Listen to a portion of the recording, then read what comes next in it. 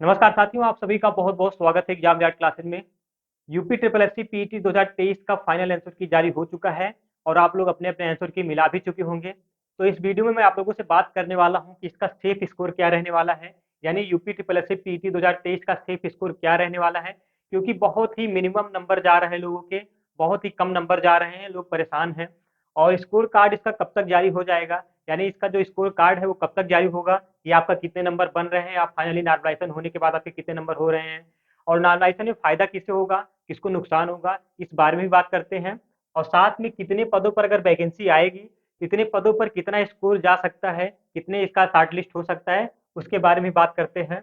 एक चीज यहाँ पे लिखा गया है कि ना रोया जाता है ना सोया जाता है, पेपर में वही प्रश्न आता है जो बच्चा पढ़ना भूल जाता है। ये यूपी ट्रिपल एससी कहता है। हालांकि पेपर का लेवल नहीं देखता है कि क्या बना रहा है, किस चीज का एग्जाम करवा रहा है। यूपी ट्रिपल एससी आजकल ऐसे ही कुछ काम कर रहा है।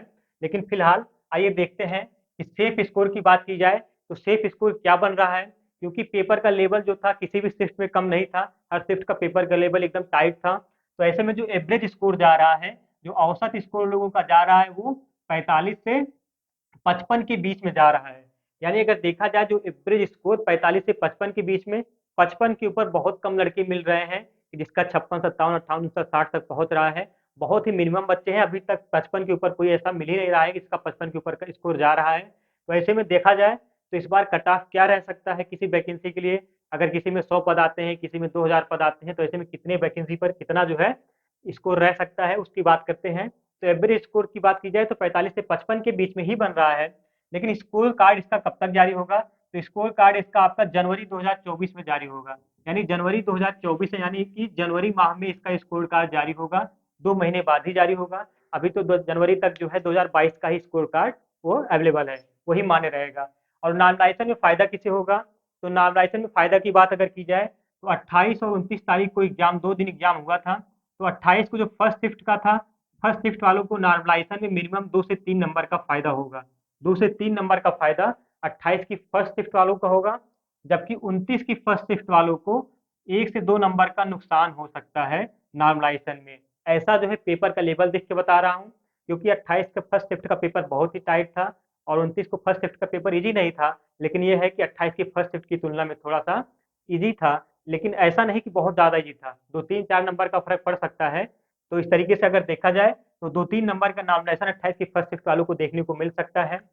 तो इस तरीके से अगर देखा जाए 100 से 200 पदों पर अगर कोई वैकेंसी आती है, तो 100 से 200 पदों पर वैकेंसी के लिए कितना स्कोर कार्ड जाएगा, क्योंकि औसत जो स्कोर कार्ड जा रहा है वो 45 से 55 के बीच में जा रहा है। तो अगर मान लीजिए किसी वैकेंसी कोई वैकेंसी आती है जिसमें 75 पद होते हैं, 100 पद होते हैं, 150 पद होते हैं, तो ऐसे में अगर देखा जाए तो 60 प्लस माइनस टू के आसपास वो 60 प्लस माइनस टू के आसपास उसका स्कोर कार्ड जाएगा। यानी 58 भी हो सकता है, 61 62 भी हो सकता है।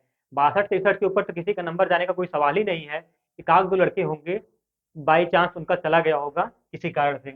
200 से 500 पदों पर अगर देखा जाए कि 500 पदों तक अगर कोई वैकेंसी आती है, जिससे लोअर पीसीएस की वैकेंसी हो गई, 500 600 पदों पर आ सकती है। तो लोअर पीसीएस के लिए जो इसमें जाने वाला है कट ऑफ, आप लोग इतना मान के चलिए कि 55 प्लस माइनस टू हो सकता है। हो सकता है कि 55 से 2 कम भी हो सकता है, 53 भी हो सकता है, और 56 57 भी हो सकता है। लेकिन मान के चलिए अगर 55 नंबर है तो लोअर पीसीएस जैसी वैकेंसी को देखने को पाएगा हर हाल में, आप लोग मान के चलिए। जबकि अगर किसी वैकेंसी में 1000 पद आते हैं, तो 1000 पदों के लिए आप मान के चलिए अगर 50 नंबर तक पहुंच गए हैं, तो 1000 पदों पर आपको बैठने को मिलेगा। इसमें एक दो नंबर ऊपर नीचे हो सकता है।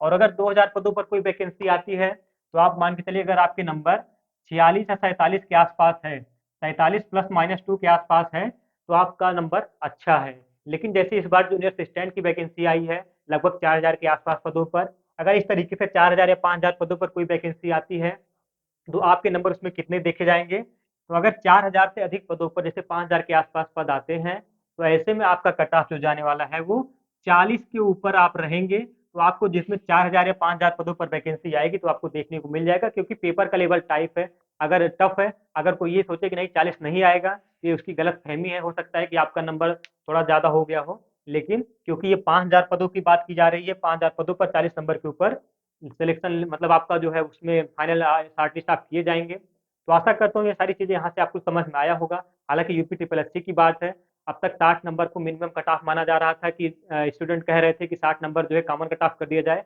लेकिन 60 नंबर वाला बात भी यहाँ से दूर दिखता हुआ दिखाई दे रहा है। अब तो अगर मांग करेंगे स्टूडेंट तो 40 मांग करेंगे, 50 भी नहीं मांग करेंगे, ऐसी बातें चल रही है। हालांकि ये सब बात की बात है, तो आशा करता हूँ कि आप लोग के नंबर अगर 40 नंबर के ऊपर है तो आप लोग को एक आध ना एक आध वैकेंसी जरूर देखने को मिलेगी पेट 2023 से। हालांकि पेट 2000 का कोई मतलब नहीं है, इसको हटा ही देना चाहिए। ये सरकार को, आयोग को सोचना चाहिए, लेकिन फिलहाल हम लोग क्या कर सकते हैं। आशा करता हूँ यहाँ से जानकारी आप लोगों को समझ में आई होगी। आप लोग वीडियो को लाइक जरूर करिएगा और चैनल पे पहली बार आए होंगे तो चैनल को सब्सक्राइब करना ना भूलिएगा। आप लोग का बहुत बहुत